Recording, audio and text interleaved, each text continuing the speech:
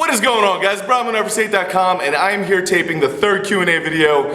However, there are so many questions about dieting, I thought I would just make a little mini video and put this one out separate to the Q&A. So you've decided to cut some body fat, and I commend you for doing so. Most likely you're going about this one of four ways. Either you're going high protein, high carbohydrate, low fat, or you're going high protein, high fat, low carbohydrate, or you're counting calories, or you're doing some sort of if it fits your macros. Any of these options will work if you're consistent with it. Some will work better than others in my opinion, and different options will work differently for different people. The one thing I know you're not doing is going high protein, high fat, high carb, because that will just make you gain body fat, and that is the opposite of what we're trying to do. But I am proud of you for giving it a shot, but as you go on this journey, I wanted to touch upon a couple things that most people do not mention to you when you start cutting weight. These things are super frustrating, but they're a little easier to deal with if you're not surprised by them. So here you go.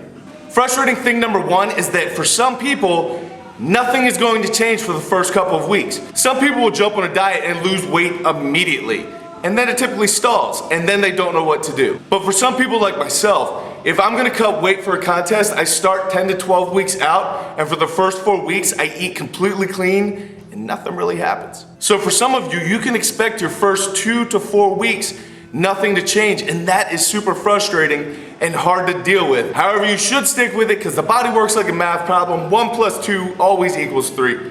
Yeah, stick with it, the weight will come off. Just for some people, it's faster than others. Frustrating thing number 2 is that the very first place that you gain body fat is gonna be the very last place you lose it. For most women, that has to do with their hips and thighs.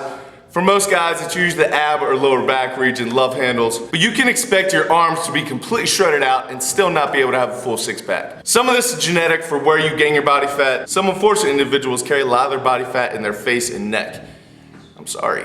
Most people do not gain body fat on their extremities as quickly as they do on their torso, kind of midline area. But like I said, if you gain body fat on your abs first, if you had a little pot belly before you started gaining body fat everywhere else, you're gonna have to be patient to see those last couple abs. But stay with it, it may take time, but that goal area that you're trying to fix will come. Just maybe not as fast as everywhere else. Frustrating thing number 3 is that it's always going to take you longer to lose it than you think it will. We're completely bombarded by ads saying that you will lose X amount of inches or X amount of weight in X amount of time.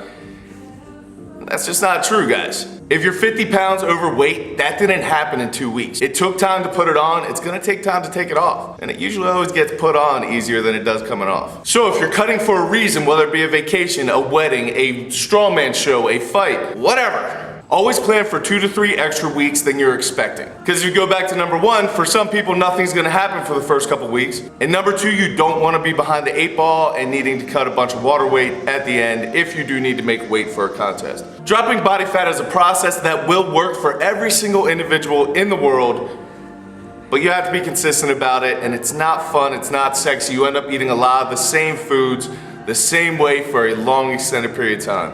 That's not much fun, but it works.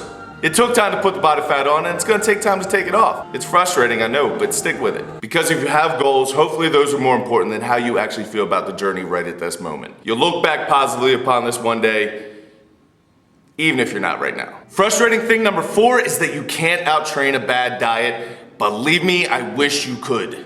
You can crush yourself at the gym or on the treadmill or do whatever. And if you go home and you eat a large pizza after every single workout, you're just not gonna break that deficit. You can crush it in the gym for 3 hours and ruin it in 15 minutes through a drive-thru on your way home. You can also be perfect for 5 days on a diet and then go off the rails on the weekend and ruin that whole week. In a society with such easily accessible, high calorically dense foods, it is so easy to mess up all of your progress in a few moments of weakness. I can go off about this exact thing forever.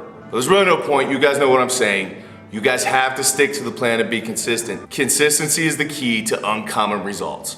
All right, wrapping up this list is number 5, which is that things will fluctuate greatly on a day-to-day basis. There are some days that you'll wake up 6 pounds lighter, and that night you'll go to bed 3 pounds heavier than you were the day before. Your weight is gonna fluctuate so much on a day-to-day basis, you will drive yourself crazy if you try to keep up with it in a daily fashion. Even looking in the mirror too often is gonna screw with you. You go through a strange thing when body fat starts mobilizing, because you go from your body fat being tightly packed into your skin, and so at least it's smooth. And then there's a middle zone where you cut the body fat, but the skin hasn't really caught up and it's kind of soft and you actually look worse than you did before, that's gonna change. If you're staring at yourself in the mirror constantly, this stuff is gonna drive you crazy. For this reason, I recommend that people weigh themselves once a week at the same exact time, under the same exact conditions, in the same exact clothes. To make this easier on yourself, break it down like this. Every single Monday, you weigh yourself in the first thing when you get up, completely naked, after you shower, before you take in any food or water. You do that once a week and maybe take before and after pictures. Take some pictures where you're flexed and some pictures where you're completely relaxed so you get an honest representation because you're really not lying to anyone but yourself. Keeping track of your progress is really important and it will help motivate you along the way. But if you spend too much time on it, you're gonna become a crazy person and you don't wanna do that because at the end of the day, this is about enjoying your life more and not punishing yourself because you don't look the way that you feel that you should. Anyway guys, there's 5 really frustrating things that people typically won't tell you about dieting. Hopefully this helps some of you out and will keep you guys from getting surprised by some of these really annoying and frustrating things that happen when you're cutting weight. I do really appreciate you watching the video. Go out, do awesome things with your life, be nice to each other, and I will catch up with you early next week.